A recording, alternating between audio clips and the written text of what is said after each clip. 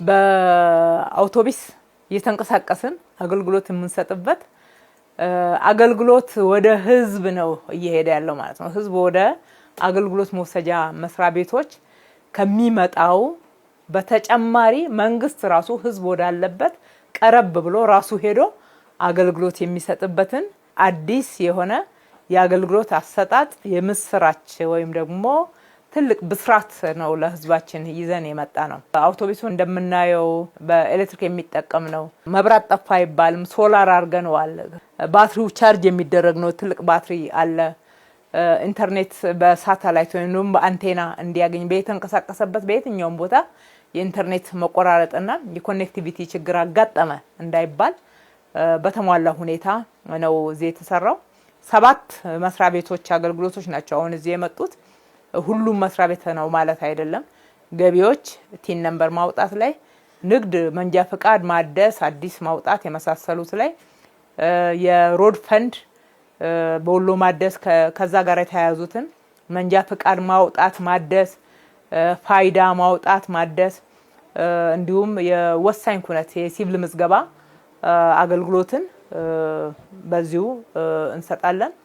እነኚህንና መሰል ወደ 7 የሚደርሱ ተቋማትን ነው እዚህ ያስገባ ነው። ባንኮች አሉ። ቅድመ ክፍያዎች እዚሁ ያልቃል። ጤና አለ።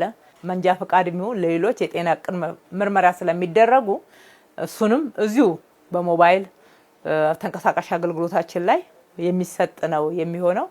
ሁሉ ነገር ዲጂታላይዝድ ነው። ሰው በቀላሉ ሰው መበደል ማንገላታት አይችልም። ሰው ቅድመ ሁኔታውን ካሟላ ሲስተሙ ራሱ ነው የሚታዘዘውና አገልግሎት የሚሰጠው። ቅድመ ሁኔታውን ካላሟላ ሰው አዳልቶ በተለየ ሁኔታ ማገልገል አይችልም፣ ሲስተሙ ስለሚከለክለው። የመታወቂያዬ ጊዜ እያለቀ 1 ሳምንት ብቻ ነበረ የነበረውና ይሄንን እዚህ አሻራ ሰጥቼ ወዲያውኑ የመታወቂያ እድሳቴን አከናውኛለሁ። ሌሎች እዚህ የተገለገሉ ሰዎችም መንጃ ፍቃድ የመሳሰሉትን አድሰው ወጥተዋል።